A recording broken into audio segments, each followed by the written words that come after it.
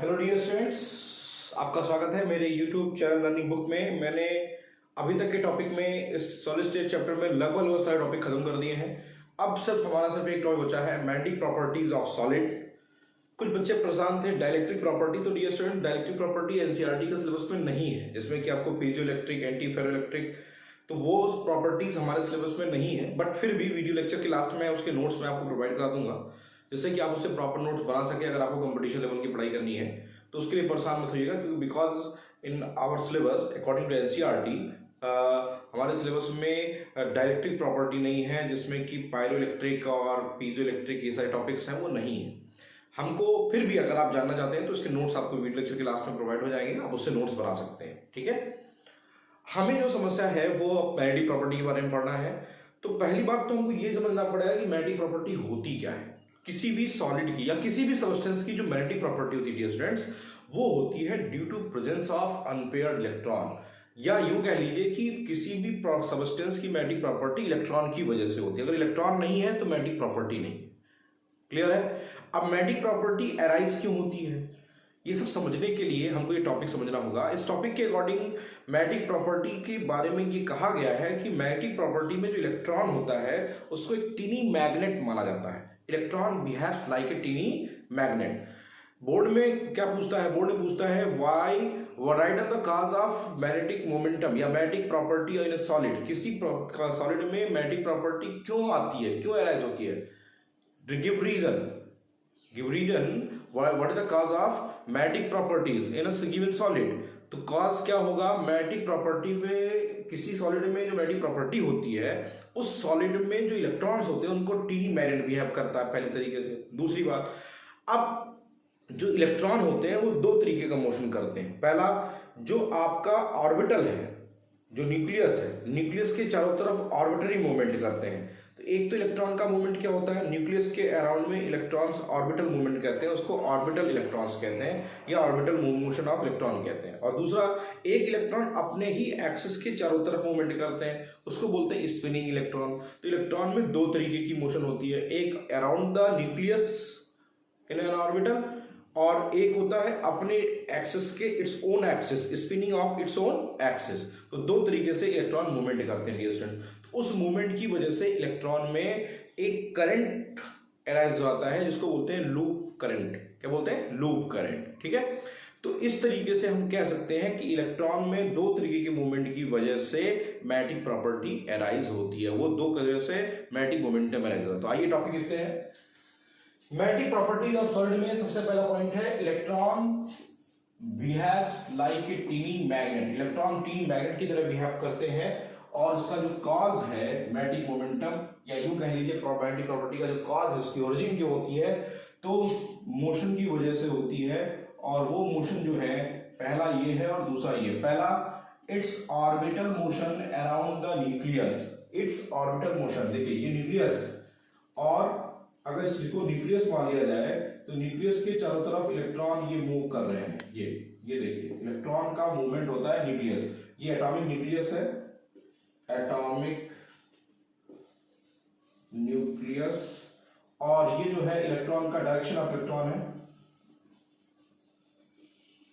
Direction of electron है। तो ये जो मूवमेंट है, जो इलेक्ट्रॉन का डायरेक्शन ऑफ न्यूक्लियस के तरफ है, ये जो मूवमेंट आपको दिखाई दे रहा है, ये न्यूक्लियस के चारों तरफ, इसको बोलते हैं orbital motion around the nucleus. दूसरा होता है इलेक्ट्रॉन की जो खुद की ओन एक्सिस होती है, उसके चारों तरफ इलेक्ट्रॉन मूव करते हैं अपने ओन एक्सिस के चारों तरफ। मतलब ये एक्सिस ऑफ इलेक्ट्रॉन है, जो ऑर्बिटल की एक्सिस है, तो एक्सिस के चारों तरफ मूवमेंट करते हैं, इसको बोलते हैं स्पिनिंग इलेक्ट्रॉन। ये तो क्या बोलते हैं? स्पिनिंग इलेक्ट्रॉन बोलते हैं। तो its spin around its own axis. इन दो कॉज की क्वेश्चन बोर्ड में आता है कि what the cause of motion या what the cause of magnetic property of solid. Magnetic property solid क्या कहा जाता है? इलेक्ट्रॉन की मूवमेंट की वजह से होता है। कौन सी मूवमेंट? दो, एक ऑर्बिटल मूवमेंट और दूसरा स्पिनिंग मूवमेंट। इन दोनों मूवमेंट की वजह से इलेक्ट्रॉन्स किस तरीके से बिहेव करता है? Electron being a charge particle, electron charge particle की तरह बिहेव करता है, और वो किस तरीके से बिहेव करता है? Small loop of current having magnetic momentum. तो इस दोनों मोशन की वजह से electron small loop of current की तरह बिहेव करता है और उसका मैग्नेटिक मोमेंटम एराइज होता है। मैग्नेटिक मोमेंटम जो होता है डियर स्टूडेंट्स, मैग्नेटिक मोमेंटम को 1 म्यू से रिप्रेजेंट करते हैं, मैग्नेटिक मोमेंटम कहते हैं इसकी यूनिट जो होती है मैग्नेटिक मोमेंटम की बोर मैग्नेट्रॉन होती है। और एक मैग्नेटिक मोमेंटम या यूं कह लीजिए इसकी जो इसको बोलते हैं एक बोर मैग्नेट्रॉन, बोहर मैग्नेट्रॉन। मतलब कहने का ये हुआ कि जो एक बोहर मैग्नेट्रॉन की बात कर रहे हैं, Bohr magnetron is the unit of magnetic momentum. Magnetic momentum निकालने का फार्मूला डिस्टेंस होता है mu is equal to under root n into n plus 2 Vm।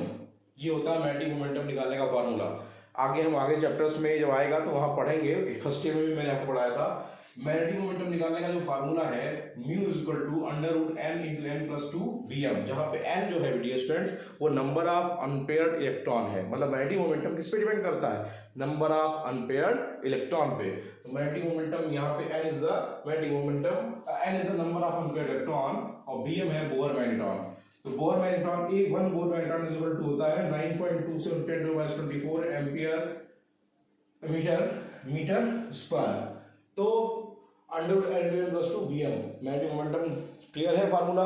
तो ये मैग्नेटिक प्रॉपर्टी का काज होता है। अब इस बेसिस पे मैग्नेटिक मोमेंटम के बेसिस पे, मैग्नेटिक मोमेंटम की प्रॉपर्टी के बेसिस पे सॉलिड्स कुल मिलाकर के 5 टाइप्स के होते हैं। कितने टाइप्स के होते हैं, 5 टाइप्स के होते हैं। तो आइए स्टार्ट करते हैं कि सॉलिड कितने टाइप के होते हैं। स्टूडेंट्स अभी आपने देखा कि सॉलिड मैग्नेटिक प्रॉपर्टी क्यों शो करता है, इसके बारे में आपको जानकारी हो गई होगी, ठीक है। अब आइए हम देखते हैं कि solid on the basis of magnetic property कितने टाइप्स के होते हैं, इसके बारे में हम देखने जा रहे हैं। और types of solid on the basis of magnetic property देखा जाए तो सॉलिड जो होते हैं paramagnetism, diamagnetism, ferromagnetism, anti ferromagnetism और फेरीमैग्नेटिज्म। कुल मिलाकर के 5 टाइप के सॉलिड्स होते हैं। इन सॉलिड्स को अगर डिटेल में ध्यान से देखिए तो रियल में 2 ही टाइप के सॉलिड होते हैं, एक पैरामैग्नेटिक और एक डायामैग्नेटिक। पैरामैग्नेटिक सॉलिड उन्हें कहते हैं जिन सॉलिड्स में अनपेयर्ड इलेक्ट्रॉन पाए जाते हैं, और डायामैग्नेटिक सॉलिड इसे कहते हैं जिसमें कि अनपेयर्ड इलेक्ट्रॉन नहीं पाए जाते हैं। जनरल कॉन्सेप्ट यही कहता है। तो पैरामैग्नेटिक सब्सटेंस को फिर फर्दर क्लासिफाई किया गया कि वो पैरामैग्नेटिज्म ही पैरामैग्नेटिज्म में फेरोमैग्नेटिज्म, एंटी फेरोमैग्नेटिज्म और फेरीमैग्नेटिज्म आता है। जनरली ये होता है, ठीक है। तो पैरामैग्नेटिज्म मतलब अनपेयर्ड इलेक्ट्रॉन प्रेजेंट, डायमैग्नेटिज्म मतलब नो अनपेयर्ड इलेक्ट्रॉन, और पैरामैग्नेटिज्म को फर्दर 3 पार्ट में क्लासिफाई किया गया। ये जनरल आपको समझना चाहिए, ठीक है। अब आइए देखते हैं पैरामैग्नेटिज्म की बात करते हैं, एक एक के बारे में डिटेल पढ़ेंगे। जो बोर्ड में क्वेश्चन आते हैं उस पर भी डिस्कस करते चलेंगे। पैरामैग्नेटिज्म की बात करें तो पैरामैग्नेटिज्म सब्सटेंस वो होते हैं कि जिन्हें हम जब मैग्नेटिक फील्ड में रखते हैं तो वो वीकली अट्रैक्टेड होते हैं, बहुत ही कम अट्रैक्ट होते हैं by magnetic field. They are magnetized in a magnetic field in same direction. ये पॉइंट ध्यान रखिएगा, क्वेश्चन ऐसे कह देगा कि एक मैग्नेटिक सब्सटेंस है जो कि weekly attracted by the magnetic field है और same direction of magnetic field में वो क्या होता है, मैग्नेटाइज हो रहा है, सेम डायरेक्शन, तो उसे क्या बोलेंगे, पैरामैग्नेटिक सब्सटेंस कहेंगे। और लास्ट क्वेश्चन भी उठता है कि पैरामैग्नेटिज्म होता क्या है। It arises due to presence of 1 or more unpaired electron, एक या एक से अधिक अनपेयर्ड इलेक्ट्रॉन होने की वजह से मैग्नेटिक प्रॉपर्टी पैरामैग्नेटिज्म में अराइज होती है। तो पैरामैग्नेटिक से 3 पॉइंट। पैरामैग्नेटिक सब्सटेंस जो होते हैं उनकी सबसे बड़ी खासियत होती है कि वो क्या होते हैं, वीकली अट्रैक्टेड होते हैं मैग्नेटिक फील्ड के द्वारा। और दूसरी पॉइंट, जो इस तरफ अगर मैग्नेटिक फील्ड का डायरेक्शन ऐसे है तो पैरामैग्नेटिक सब्सटेंस के जो मैग्नेटाइज होने का डायरेक्शन है वो भी क्या होगा, सेम डायरेक्शन, दोनों का डायरेक्शन सेम होगा। मतलब paramagnetic substance get magnetize in the same direction of magnetic field, ठीक। और तीसरा क्या कारण है पैरामैग्नेटिज्म का, तो ड्यू टू प्रेजेंस ऑफ 1 या मोर अनपेयर्ड इलेक्ट्रॉन। जो बोर्ड में क्वेश्चन पूछे जाते हैं ऑब्जेक्टिव वो ये एग्जांपल बता दीजिए। तो O2 एक पैरामैग्नेटिक सब्सटेंस आप पढ़े हैं फर्स्ट ईयर में, जहां मॉलिक्यूलर ऑर्बिटल थ्योरी पढ़े थे, Cu+2 Fe+3 Cr+3, इसके अलावा और भी सब्सटेंस जिसमें कि अनपेयर्ड इलेक्ट्रॉन पाए जाते हैं वो सब के सब पैरामैग्नेटिक होंगे। दूसरा, इन दोनों को कंपैरेटिव पढ़ते हैं, बोर्ड में डिफरेंस पूछा था पैरामैग्नेटिक और डायमैग्नेटिक में। ये देखिए वीकली अट्रैक्टेड बाय ये मैग्नेटिक फील्ड था, यहाँ देखिए क्या वीकली रिपेल्ड मतलब रिपेल कर दिया जाता है, weekly repelled by magnetic field. ये अट्रैक्टेड था, ये क्या था, रिपेल्ड था। दोनों का डिफरेंस क्लियर। दूसरा, bye magnetic field they are magnetized in magnetic field in same direction. Yeah, they are weakly magnetized in a magnetic field in opposite direction. वो क्या था? सेम डायरेक्शन था. ये क्या था? अपोजिट डायरेक्शन था. दोनों का डिफरेंस क्लियर. वो मैग्नेटिक फील्ड के सेम डायरेक्शन में जा रहा था, तो मैग्नेटिक फील्ड इधर, ये इधर, मैग्नेटिक फील्ड डायमैग्नेटिक में, तो इसे क्या बोलेंगे? डायमैग्नेटिक सब्सटेंस बोलेंगे. तीसरी पॉइंट, ये अराइज हो रहा था due to presence of unpaired electron. ये क्या है? It arises due to absence of unpaired electron. अगर अनपेयर्ड इलेक्ट्रॉन एब्सेंस है और इलेक्ट्रॉन नहीं है, तब वो डायमैग्नेटिज्म शो करेगा, और या फिर ये कहते हैं प्रेजेंस ऑफ पेयर्ड इलेक्ट्रॉन. अब देखिए होता क्या है कि मान लीजिए ये मैग्नेटिक फील्ड इधर है पॉजिटिव, फिर इधर मैग्नेटिक फील्ड, फिर इधर, तो मैग्नेटिक फील्ड ओवर मिलाकर क्या करते हैं? कैंसिल कर देते हैं एक दूसरे को, क्योंकि वो पैरेलल है. अगर वो पैरेलल नहीं होता तो क्या होता? एक पैरेलल हो गया, एक एंटी पैरेलल हो गया. पैरेलल, एक एंटी. ऑर्बिटल में अगर आप इलेक्ट्रॉन अरेंज करिए, तो ऑर्बिटल में आप इलेक्ट्रॉन जब अरेंज करते हैं तो क्या होता है? ऑर्बिटल इलेक्ट्रॉन अरेंज करते हैं तो एक पैरेलल, एक एंटी पैरेलल, एक parallel, anti parallel, parallel, anti parallel, तो ये दोनों क्या है? ये पेयर्ड इलेक्ट्रॉन है. तो ये इसको कैंसिल करेगा, ये इसको कैंसिल करेगा, ये इसको कैंसिल करेगा, तो मोमेंट टोटल क्या हो जाएगा? जीरो हो जाएगा. तो रिजल्टेंट जीरो. जैसे स्पिन ऑर्बिटल एंगुलर मोमेंटम की वैल्यू क्या हो जाएगी? जीरो. तो इसीलिए जो डायमैग्नेटिक सब्सटेंस होते हैं वो मैग्नेटाइज जनरली नहीं होते हैं. इसके एग्जांपल जो आपसे बोर्ड में पूछा था H2O, NaCl और बेंजीन. तो दोनों का डिफरेंस क्लियर हो गया. पैरामैग्नेटिक और डायमैग्नेटिक का वो वीकली रिपेल्ड अट्रैक्टेड होता है, ये वीकली रिपेल्ड होता है. वो किसने बताया था? Magnetic field in same direction होता है, और यहाँ क्या होता है? मैग्नेटिक फील्ड अपोजिट डायरेक्शन में होता है. यहाँ it arises due to presence of one or more unpaired electron. यहाँ पे अनपेयर्ड इलेक्ट्रॉन नहीं पाया था. नेक्स्ट आते हैं पैरामैग्नेटिक सब्सटेंस की. पैरामैग्नेटिक सब्सटेंस होता है, ये सबसे ज्यादा इंपॉर्टेंट है. यहां से 3 क्वेश्चन बनते हैं, तीनों क्वेश्चन पे फोकस करिएगा. पहला, attracted very strongly bye magnetic field. तो क्वेश्चन 1 नंबर का आता है कि कौन से मैग्नेटिक सब्सटेंस होते हैं जो कि strongly attracted by the magnetic field होते हैं? कौन से होते हैं? ये होते हैं. ठीक. अब यहां मैंने एक पॉइंट नहीं लिखा है, लेकिन आप जान लीजिए कि डोमेन्स क्या होते हैं. सॉलिड स्टेट में जो मेटल आयंस होते हैं, डिफिनेशन नोट कर लीजिएगा. What are domains? 1 नंबर का क्वेश्चन पूछा था, what are domains? In solid state, the metal ions get grouped together. Metal ions एक दूसरे के साथ ग्रुप बना लेते हैं, get grouped together and form a tiny magnet is known as domains. जो मेटल आयंस होते हैं वो ग्रुप होकर के वो क्या बना लेते हैं? टीनी मैग्नेट्स बना लेते हैं. उसी को क्या बोलते हैं? डोमेन्स कहते हैं. तो आप डिफिनेशन नोट कर लीजिए स्टूडेंट्स डोमेन्स की. Domains are in solid state, the metal ion are grouped together into a small region called domains. The metal ion grouped together in a small region is known as domains. And domains acts as a teeny magnet. Domains acts as a teeny magnet. चलिए, अब question क्या होता है कि ferromagnetic substance, आप बचपन में कहानी पढ़ते रहे होंगे कि सिक्का ले जाके रेल की पटरी पे रख दें तो वो 1 बार 2 बार 3 बार 4 बार के बाद वो परमानेंटली मैग्नेटाइज हो जाता है. चिंबक के साथ एक चिंबक मैग्नेट के साथ कोई आयरन सब्सटेंस रख दीजिए, 1 बार 2 बार 3 बार रख दीजिए, तो धीरे धीरे करके क्या देखने को मिलता है कि वो आयरन खुद ही मैग्नेट में कन्वर्ट हो जाता है. आपने सुना होगा कि मैग्नेट से मैग्नेट बन गया.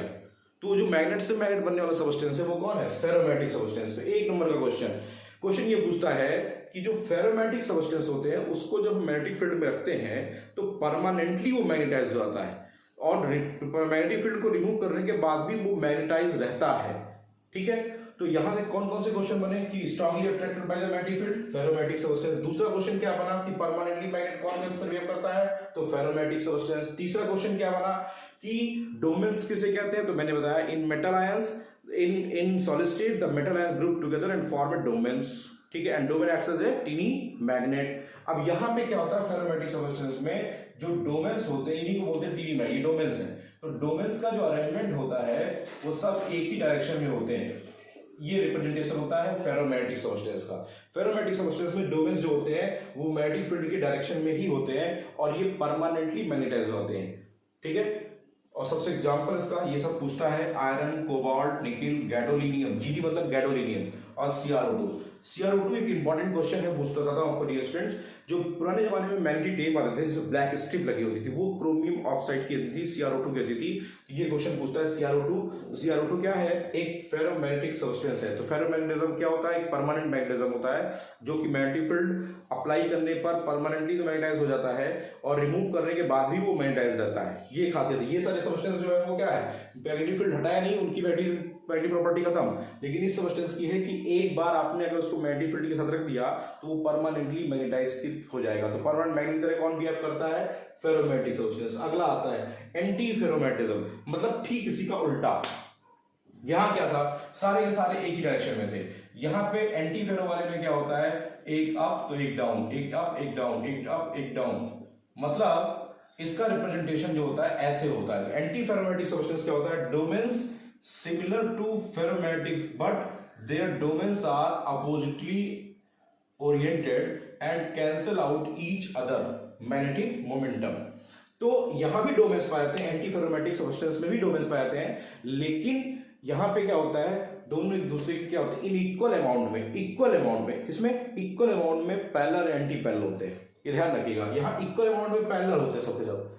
यहाँ सब all the domains are parallel arrangement, लेकिन यहाँ पे क्या होता है, इक्वल अमाउंट में पैरेलल एंड एंटी पैरेलल होते हैं। किसमें? एंटी फेरोमैग्नेटिक सब्सटेंस में। इसीलिए ये इसको कैंसिल करेगा, ये इसको कैंसिल करेगा, ये इसको कैंसिल करेगा और टोटल मैग्नेटिक मोमेंटम जीरो हो जाएगी। तो ऐसे substance magnetic property generally magnetic field की प्रेजेंस में तो शो करते हैं, लेकिन हटाने के बाद खत्म हो जाते हैं। इसको बोलते हैं मैग्नीज ऑक्साइड, MnO इसका बेस्ट एग्जांपल है। बहुत पूछा बोर्ड में क्वेश्चन ये कि MnO किसका एग्जांपल?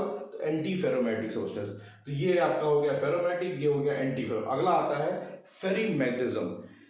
फेरीमैग्नेटिज्म बहुत इंपॉर्टेंट है डियर स्टूडेंट्स। यहां पे क्या होता है, डोमेन्स आर ऑब्टेन्ड या aligned in parallel and anti parallel direction. अब कहेंगे सर पैरेलल एंटी पैरेलल यही हो गया ना, पैरेलल और anti parallel in equal quantity था, इक्वल क्वांटिटी था तो एंटी पैरेलल था। लेकिन यहाँ पे पैरेलल और एंटी पैरेलल है, लेकिन इन इनइक्वल क्वांटिटी है। देखिए इन अनइक्वल नंबर्स, अनइक्वल मतलब ये हो गया, देखिए ये हो गया।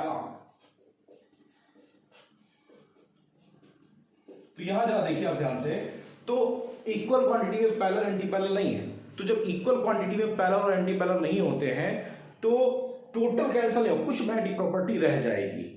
तो तीनों में डिफरेंस क्लियर है डायग्राम के बेसिस पे। इसमें परमानेंटली मैग्नेटाइज होता है, इसमें पैरेलल एंटी पैरेलल होने की वजह से कैंसिल आउट हो जाता है मैग्नेटिक मोमेंटम।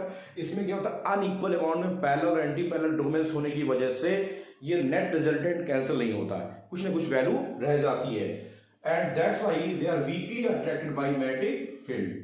क्लियर है कि ये वीकली अट्रैक्टेड क्यों होता है? वीकली अट्रैक्टेड इस नाते होता है क्योंकि इक्वल और अनइक्वल क्वांटिटी में पैरेलल और एंटी पैरेलल होते हैं, तो कुछ ना कुछ रिजल्टेंट रह जाएगा। जैसे अब ये दो है, इसे देखा जाए पैरेलल देखा जाए तो 1 2 3 4 5 और एंटी पैरेलल 2, तो कुल मिलाकर के 3 बचे ना, ठीक है। तो इस तरीके से ये फेरीमैग्नेटिक सब्सटेंस जो होते हैं इसमें पैरेलल और anti parallel in unequal quantity होता है। इसमें पैरेलल और anti parallel domains in equal quantity होता है और इसमें सभी के सभी पैरेलल होते हैं। क्लियर? एग्जांपल देख लीजिए, जितने भी फेराइट्स हैं, फेरीमैग्नेटिक सब्सटेंस में जितने भी फेराइट्स होते हैं, फेराइट्स मतलब जैसे मैग्नेटाइट, देखिए Fe3O4, ये देखिए ये MgFe2O4, ZnFe2O4, ये सब फेराइट्स के एग्जांपल है। ये एग्जांपल्स जो हैं ये सब के सब किसमें आते हैं? ये सारे एग्जांपल्स आते हैं आपके किसमें? फेरीमैग्नेटिक सब्सटेंस में। तो इस तरीके से आई होप डियर स्टूडेंट्स आपको बोर्ड के लेवल का क्वेश्चन जितने भी थे वो मैंने बता दिया, ऑब्जेक्टिव जितने बनते वो बता दिया, पिंच कर दिया आपको। थोड़ा सा ध्यान दीजिएगा, आपसे क्वेश्चन पूछ देगा कि एक मैग्नेटिक सब्सटेंस है जो कि weekly attracted by the magnetic field है और उसमें जो डोमेन्स है वो इक्वल और अनइक्वल क्वांटिटी में, इक्वल पैरेलल और एंटी पैरेलल अनइक्वल क्वांटिटी है, तो वो क्या है? तो फेरीमैग्नेटिक है। डोमेन्स पैरेलल और एंटी पैरेलल इक्वल क्वांटिटी में है तो वो क्या है? एंटी फेरोमैग्नेटिक है। फेरोमैग्नेटिक में क्या परमानेंटली मैग्नेटाइज होता है। CrO2 किसका एग्जांपल है? इसका। MnO किसका एग्जांपल है? फेराइट्स किसके एग्जांपल होते हैं? फेराइट्स इसके एग्जांपल होते हैं। इस तरीके से आपको ये चार्ट एकदम से याद रहना चाहिए। और एक क्वेश्चन और डियर स्टूडेंट्स, एक क्वेश्चन पूछता है ये जो फेरीमैग्नेटिक सब्सटेंस है, फेरीमैग्नेटिक सब्सटेंस, इनको हीट करने पर क्या होता है? फेरीमैग्नेटिक सब्सटेंस को हीट करने पर ये कन्वर्ट हो जाते हैं पैरामैग्नेटिक सब्सटेंस में। व्हाट हैपेंस व्हेन फेरीमैग्नेटिक, ये नंबर क्वेश्चन आता है, तो फेरीमैग्नेटिक सब्सटेंस को हीट करने पर ये कन्वर्ट हो जाते हैं किसमें? पैरामैग्नेटिक सब्सटेंस में। ठीक है, तो नोट कर लीजिए इस टॉपिक्स को, फिर आगे मैं बात करता हूँ। तो आई होप कि ये टॉपिक क्लियर हो गया होगा डियर स्टूडेंट्स। तो इसके नोट्स बनाने के लिए मैं भी आपको PDF इसी के साथ प्रोवाइड कर देता हूँ, उसको भी आप उसको नोट कर लीजिएगा। तो टॉपिक क्लियर हो गया, आई होप कि क्लियर हो गया होगा। दूसरा पॉइंट इस बात का ध्यान देना है कि जो ferromagnetic substance, anti ferromagnetic substance, ये सब तो समझ गए होंगे।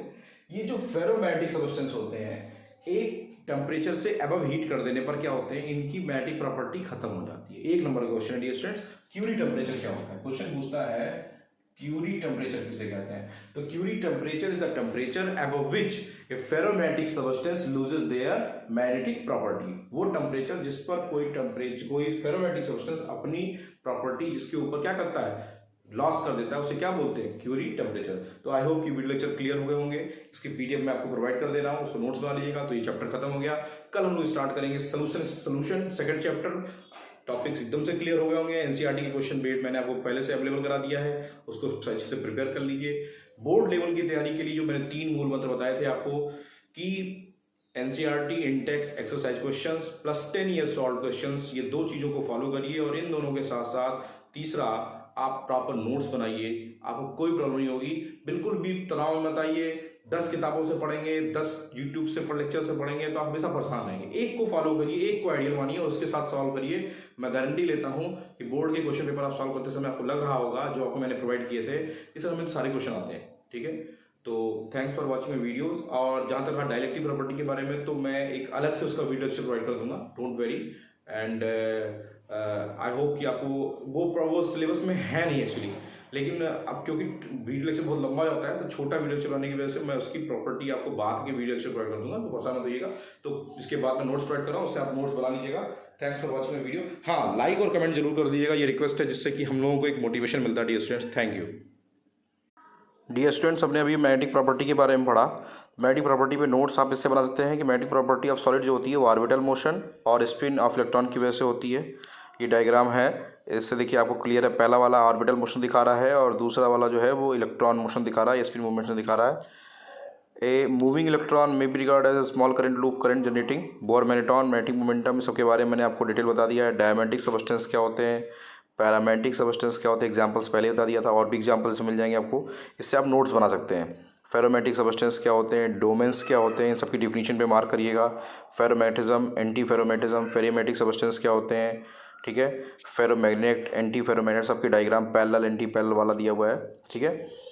और ये मैग्नेटाइट वाला एग्जांपल है, जो फेराइट्स का मैंने एग्जांपल दिया था।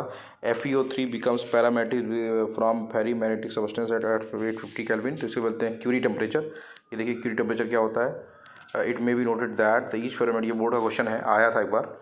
It may be noted that the ferromagnetic substance has a characteristic temperature above which no ferromagnetism is observed. This is known as Curie temperature। या यूँ कह सकते हैं कि जिस पर फेरोमैग्नेटिक सबस्टेंस पैरामैग्नेटिक सबस्टेंस में कन्वर्ट हो जाता है उसे क्यूरी टेम्परेचर कहते हैं। तो ये क्वेश्चन बोर्ड में प्रीवियस ईयर आ चुका है, इसे थोड़ा फोकस करिएगा डियर स्टूडेंट्स। इस तरीके से चैप्टर खत्म हो गया। अब हम लोग सोल्यूशन कल से स्टार्ट करेंगे। आज मैं इसका बेसिक, कल अब सोल्यूशन का जो भी सिलेबस में पढ़ना है उसके बारे में डिटेल बताऊँगा। आपको पता है मेरा इंट्रोडक्शन टॉपिक कैसे रहता है, तो wait and watch. Now we will start the second chapter.